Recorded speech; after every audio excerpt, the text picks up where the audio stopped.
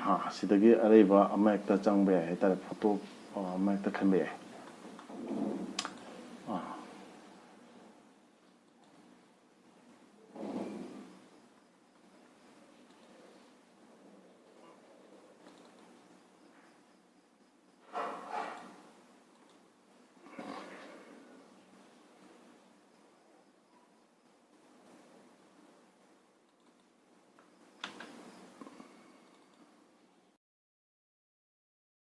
Okay, so see photo double click toga can be echo. Samato na koi photo je kale. Okay, see the toleko. To sinilage. Just okay. See color matung da kamai to get queen. Next step kay no height the koi tools ma'am the kanga go. Photo kamina half the have the duga. Kagumba dom the pambibile, the samato roga, see the gidum drag and drop them happy either. The drag and drop them. The rock some item happens be. Okay, see them to lake. To I don't any America to look at it. Okay, see them later. We see a logo there, some champagne, okay, see the logo and see background is my chairman. See, come my chairman the gear do to create them in the say.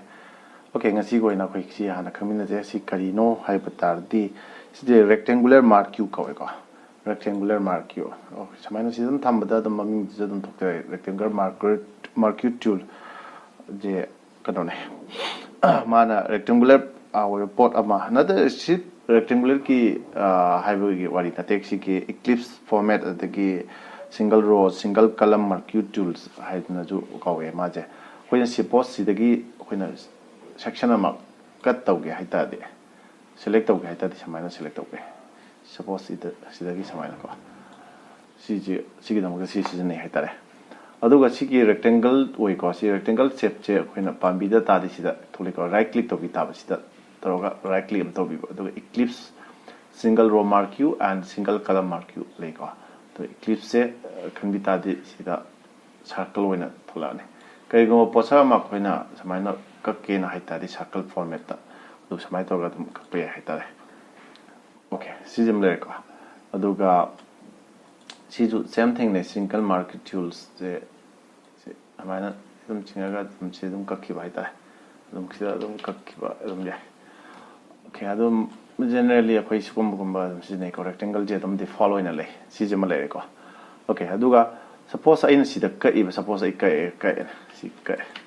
Aduga batung jida eje karino ita di sije matang je kai no the move to never. Season move to Jina no hita the Eikhoi Pochima. See the story of Pochima Quina, Tanto Tangin Katobia Vita. Say Kakra Poche, Mark use the Dumkawek or control Namagadum click to Wukanda cut when lake control. Control and just see right click him to left click over there. See Poche move to Vita. Okay, same Amada Gamada moved away. See, I see photo file, Jiggy Manung Haitare. Do got to Tangin Tower Siamba. See, Katanga Tabita Quinasita, Poche, Makangi Haitadi, suppose style Jima, Wagerama, Wagerasita, you can put a Makangi Haitadi, Tawi Haitare.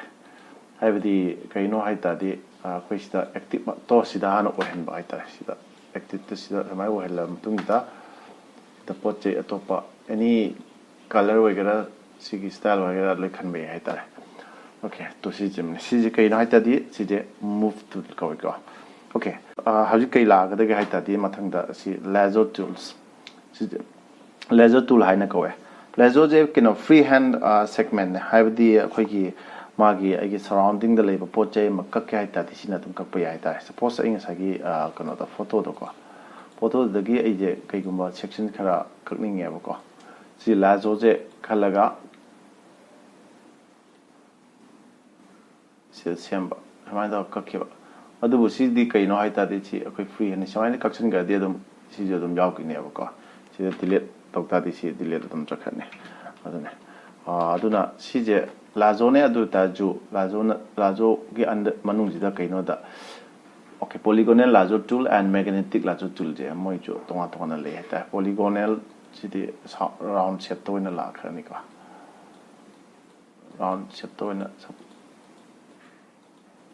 ꯁꯤꯗꯒꯤ ꯑꯩꯈꯣꯏꯅ ꯑꯦꯅꯤ ꯀꯛꯅꯤꯡꯕ ꯁꯨꯃꯥꯏꯅ ꯇꯧꯔꯒ ꯀꯛꯄ ꯌꯥꯏꯀꯣ ꯁꯤꯁꯦ ꯈꯔ ꯆꯥꯎꯍꯟꯁꯦ ꯁꯨꯃꯥꯏꯅ ꯇꯧꯔꯒ ꯑꯗꯨꯝ ꯀꯛꯍꯟꯈꯤꯕ ꯌꯥꯔꯦ ꯍꯥꯏꯇꯥꯔꯦ ꯑꯣꯀꯦ ꯑꯗꯣ ꯁꯤꯗ ꯑꯃꯨꯛ ꯀꯣꯟꯅ ꯑꯃꯨꯛ ꯀꯛꯇꯣꯏꯕ ꯄꯣꯠꯁꯦ ꯔꯥꯎꯟ ꯇꯧꯕꯤꯒꯗꯕ ꯂꯥꯁꯇ ꯑꯗꯨꯒ ꯗꯤꯂꯦꯠ ꯅꯝꯀꯥꯟꯗ ꯕꯦꯛꯒ꯭ꯔꯥꯎꯟꯒꯨꯝꯕꯁꯦ ꯑꯗꯨꯝ ꯃꯥꯡꯍꯟꯕ ꯌꯥꯏ ꯍꯥꯏꯇꯥꯔꯦ ꯁꯤꯁꯦ ꯑꯃ ꯂꯩꯔꯦꯀꯣ ꯑꯗꯨꯒ ꯁꯤꯒꯤ ꯃꯦꯒꯅꯦꯇꯤꯛꯁꯤꯁꯨ ꯌꯥꯝꯅ ꯀꯥꯟꯅꯕ ꯄꯣꯠ ꯑꯃ ꯂꯩ ꯃꯦꯒꯅꯦꯇꯤꯛ ꯂꯦꯖꯔꯁꯤꯅ ꯁꯤꯗ ꯃꯁꯥꯒꯤ ꯑꯦꯁ ꯑꯦ ꯗꯤꯐꯣꯜꯠ ꯑꯣꯏꯅ ꯂꯥꯛꯀꯅꯤ ꯑꯩꯅ ꯁꯨꯃꯥꯏꯅ ꯇꯧꯕ ꯀꯥꯟꯁꯤꯗ ꯃꯥꯒꯤ ꯁꯔꯥꯎꯟꯗꯤꯡꯁꯤꯗ ꯀꯔꯤ ꯀꯔꯤ ꯀꯛꯀꯗꯕꯅꯣ ꯍꯥꯏꯔꯗꯤ ꯃꯁꯥꯅ ꯗꯤꯐꯣꯜꯠ ꯑꯣꯏꯅ ꯑꯦ ꯑꯥꯏ ꯇꯥꯏꯞꯁꯀꯤ ꯍꯥꯏꯇꯥꯔꯦ ꯑꯗꯣ ꯁꯨꯃꯥꯏꯅ ꯑꯗꯨꯝ ꯁꯦꯝꯕ ꯌꯥꯏ ꯀꯩꯒꯨꯝꯕ ꯃꯁꯥꯅ ꯈꯜꯂꯛꯇ ꯇꯥꯔꯗꯤ ꯑꯩꯈꯣꯏꯅ ꯑꯗꯨꯝ ꯀ꯭ꯂꯤꯛ ꯇꯧꯔꯒ ꯑꯗꯨꯝ ꯁꯦꯝꯕ ꯌꯥꯏ ꯍꯥꯏꯇꯥꯔꯦ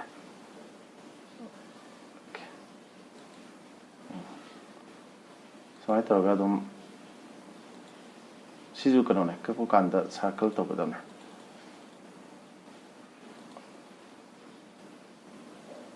ꯂꯩꯔꯦꯀꯣ ꯑꯗꯨꯒ ꯗꯤꯂꯦꯠ ꯇꯧꯔ ꯅꯝꯕꯤꯕ ꯑꯣꯀꯦ ꯇꯣ ꯁꯤꯅꯤ ꯃꯥꯒꯤ ꯆꯥꯎꯔꯥꯛꯄ ꯁꯤꯒꯤ ꯂꯦꯖꯔ ꯇꯨꯜꯁꯤꯒꯤ ꯑꯣꯀꯦ ꯑꯗꯣ ꯃꯊꯪꯒꯤꯁꯤꯅ ꯃꯦꯖꯤꯛ ꯋꯦꯟ ꯀꯧꯋꯦ ꯁꯤꯁꯤꯅ ꯑꯣꯀꯦ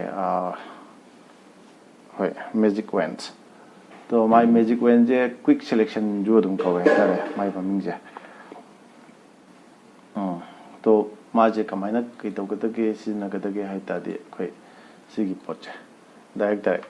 ꯑꯗꯨꯝ ꯁꯦꯂꯦꯛ ꯇꯧꯖꯈꯤꯕ ꯍꯥꯏꯇꯥꯔꯦ ꯌꯦꯡꯉꯨꯅꯦ ꯁꯤꯒꯤ ꯑꯩ ꯒ꯭ꯔꯤꯟꯁꯦ ꯑꯗꯨꯝ ꯂꯧꯊꯣꯛꯀꯦꯕꯁꯦ ꯗꯥꯏꯔꯦꯛ ꯁꯤꯗ ꯆꯠꯈ꯭ꯔꯦ ꯁꯤꯅꯦ ꯁꯤꯁꯨ ꯑꯃ ꯂꯧꯊꯣꯛꯈ꯭ꯔꯦꯀꯣ ꯁꯤ ꯂꯧꯊꯣꯛꯈ꯭ꯔꯦꯀꯣ ꯁꯨꯃꯥꯏꯅ ꯇꯧꯔꯒ ꯑꯗꯨꯝ ꯏꯔꯥꯏ ꯂꯥꯏꯅ ꯂꯧꯊꯣꯛꯄ ꯌꯥꯏ ꯍꯥꯏꯇꯥꯔꯦ ꯁꯤ ꯈꯔ ꯑꯗꯨꯝ ꯁꯦꯂꯦꯛ ꯇꯧꯔꯒ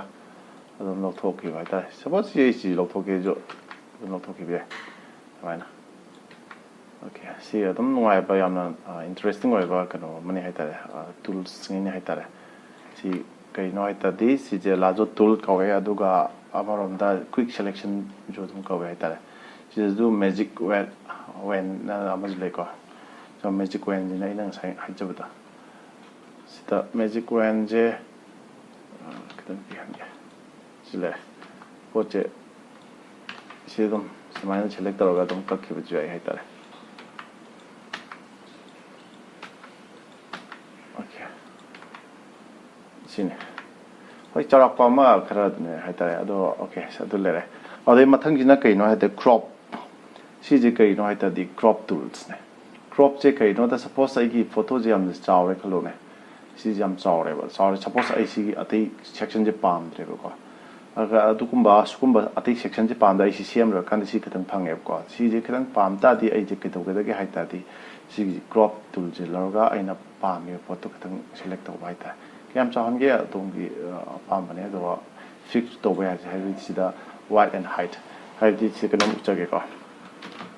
ꯐꯣꯇꯣꯁꯣꯞ ꯇꯧꯕ ꯃꯤꯉꯩꯅ ꯍꯥꯏꯕꯗꯤ ꯐꯣꯇꯣꯒꯨꯝꯕ ꯁꯦꯝꯕ ꯃꯇꯝꯗ ꯑꯩꯈꯣꯏ ꯁꯤꯗ ꯋꯥꯏꯠ ꯑꯦꯟ ꯍꯥꯏꯠꯁꯦ ꯂꯣꯏ ꯁꯦꯝꯕ ꯌꯥꯏꯀꯣ ꯁꯤꯗ ꯋꯥꯏꯠꯁꯦ ꯀꯌꯥꯝ ꯆꯥꯎꯍꯟꯅꯤꯡꯉꯤꯅꯣ ꯍꯥꯏꯠꯁꯦ ꯀꯌꯥꯝ ꯆꯥꯎꯍꯟꯅꯤꯡꯉꯤꯅꯣ ꯍꯥꯏꯕꯗꯣ ꯑꯗꯨꯒ ꯔꯤꯖꯣꯂꯨꯁꯟꯁꯦ ꯀꯌꯥ 300 ꯑꯣꯏꯗꯣꯏꯔꯥ ꯀꯌꯥ ꯑꯣꯏꯗꯣꯏꯅꯣ ꯍꯥꯏꯕꯗꯣ ꯁꯤ ꯂꯣꯏ ꯁꯦꯝꯕ ꯌꯥꯏ ꯍꯥꯏꯇꯥꯔꯦ ꯑꯗꯨꯅꯦ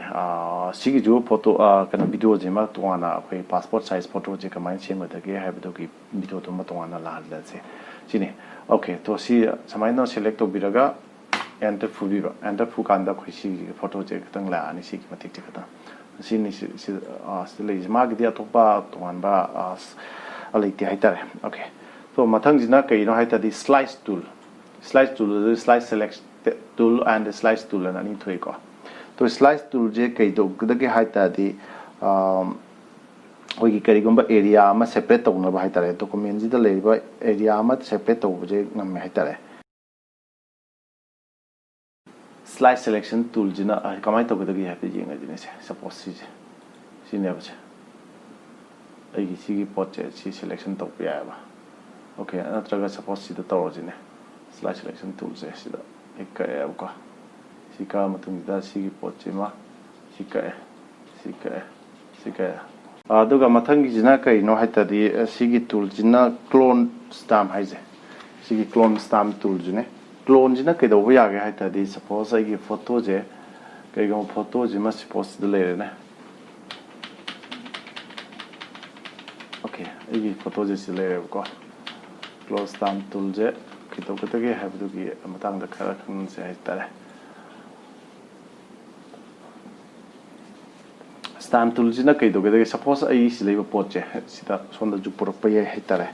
magi cloning to boga na have the image keys area khar je hoina sima phom da purpa du shadow ko ma sema ye haitare si khang da mo kitoke da alt chiga nambiraga or nam ki ju koi ko aljiga suppose ai je angom je pam ka angom je ma click to da left click chong tang to ba tu ga hoi na pam bim phum da ye thon be ko si kan size se si da khan be ai so han be ai ta da angom determinant angom na thole ko andane aduga mangang ji ju si da la be he ta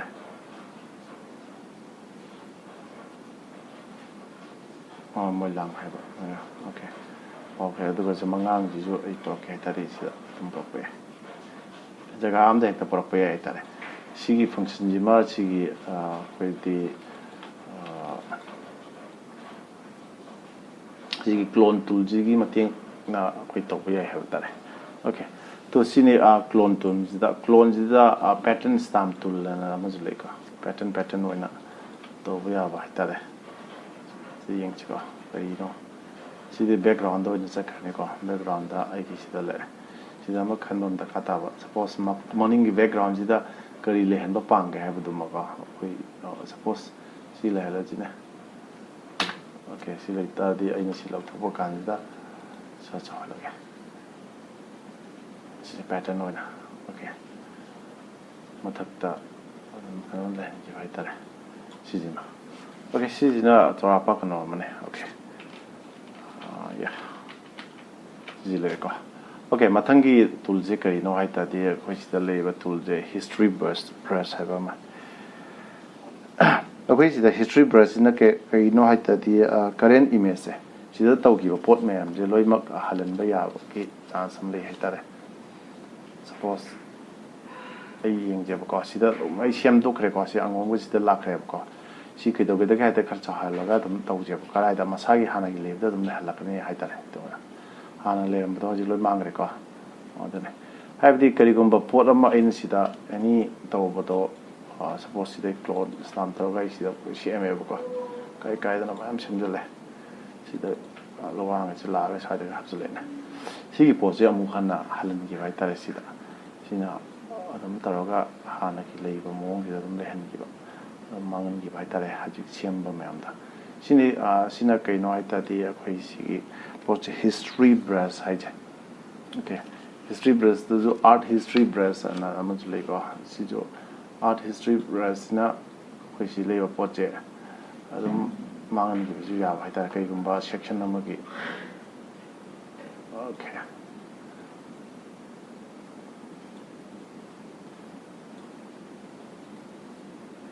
si da ning da di si dum to be ya hai ta art style da hum ne ni ki bai ta hai okay si ke sugai de si da ga mo oi lo to be ta si history tool si da no problem to si ne si ki lai che mathang ji na kai no hai ta di eraser tool ji jo khoi kai no ta si lei po che lo thuk nam ne erase tok na be rubber di kamai to ge kai to ge da khoi hana khang na le ba wa pong ta ne si ji me erase to ba aduga mo kari no da sida background eraser tool lan le ko sida background je ma khai direct white color le je si ju background ma ne ba background si white background je ko lo thuk ba ya ba ma dum to ki ba ya line adana sida maru in aham da background han lo thik ko sida ju one set to kan da okay si jam le aduga muk mathang jina kai no hai ta di magic eraser na mana plau dum ma chama ta lo thuk chi ki ba ta sige de samay mo to ki be malat ta ga le bu ko si je mane okay si je magic eraser tool ne hoy samay si na ba ya heta and background ba samay lo to ki ba ma okay to mathang jina kai no hai ta di si gradient tools ka ko so mai maming je kai no hai ta di gradient tool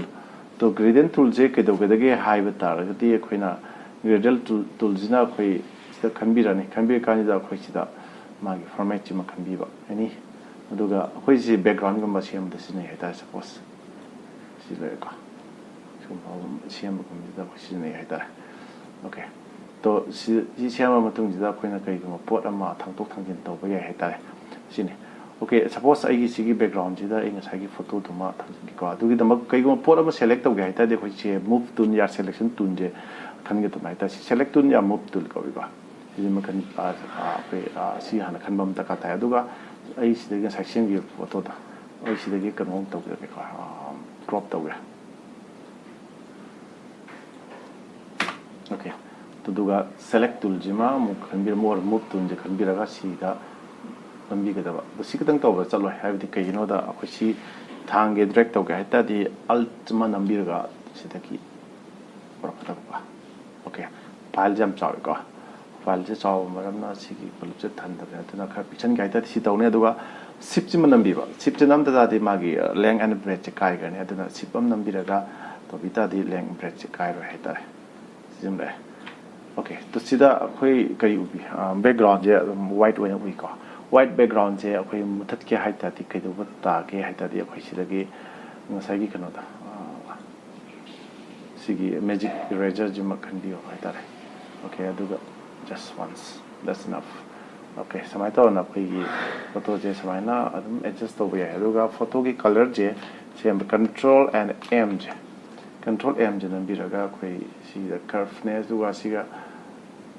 colour जे अदुम same बे bright ओइनगेरा dark ओइनगेरा हाइबदमको okay समायना same बिबा दुगा control L सिदा जु अखोई माइकी कलर जे ब्राइटनेस तगी डार्क सिजो अदुम खरा अदुम सेम बे हाइतारे ओके समायना तो थमदिने तो सिने अहम ngasiगी oina akoina aina semjariba video je sine aduga akoina khanna gadaba naina gadaba tools khara lai haitare aduga waloba tools singjigi matangda akoi mathangi lakadaba video da khangminarse mayamna miyeng dabibagi damak mayambu thagachari aduga mayamna channel asibu support tawba like and subscribe tawba kawbidana baningsingiri thank you yai fare